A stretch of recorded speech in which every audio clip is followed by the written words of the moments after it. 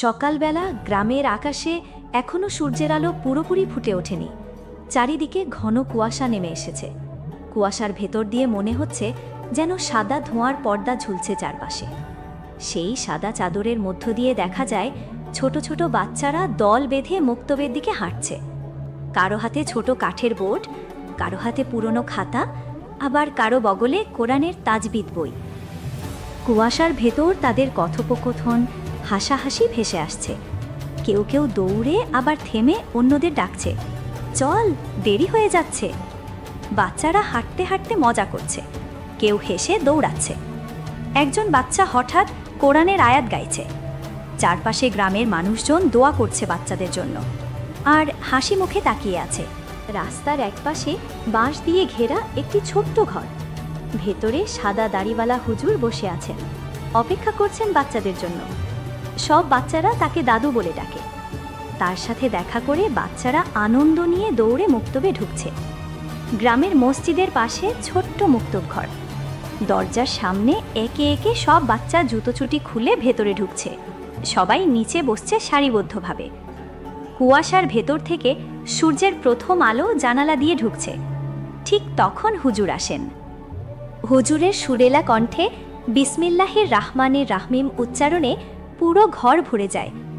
বাচ্চারা সবাই মিলে হুজুরকে সালাম দেয়। বাচ্চারা সবাই মিলেমিশে পুনরাবৃত্তি করে। কেউ অক্ষর চেনার চেষ্টা করছে, কেউ কোরআনের আয়াত তেলাওয়াত করছে, আবার কেউ আরবি লেখার খাতা খুলে অক্ষর আঁকছে। বাইরে তখনও কুয়াশা ঘেরা সকাল, কিন্তু মুক্তব ঘরের ভেতরে সেই সকাল ভরে আছে শিশুর মুখর ধ্বনি, আলিফবাদ সুরে, আর এক ধরনের শান্তির আবেশে। মুক্তব থেকে কোরআন তেলাওয়াতের আওয়াজ ভেসে আসছে।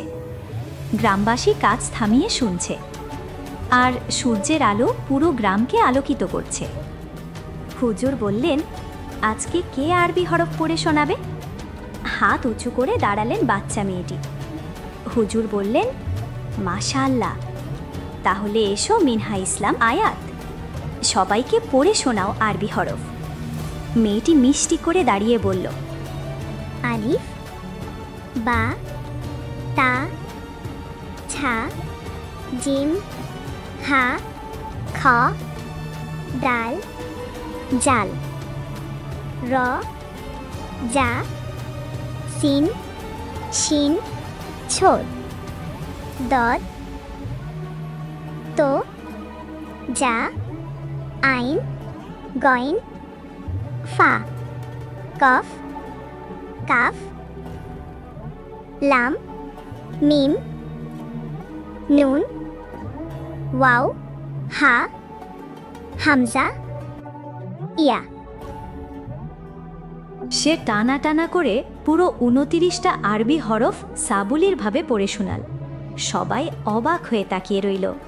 হুজুর হেসে বললেন, মাশাআল্লাহ, মিনহা ইসলাম আয়াত খুব সুন্দর পড়েছ। তোমার জন্য দোয়া রইল যেন কোরআন শরীফের প্রতিটি আয়াত তোমার অন্তরে গেঁথে যায়। মেয়েটা খুশিতে লজ্জা পেয়ে বসে গেল। সকালবেলার সেই পরিবেশ, নিরিবিলি গ্রাম, বাচ্চাদের হাসি আর কোরআনের মিষ্টি ধ্বনি পুরো গ্রামকে আলোকিত করে তুলল।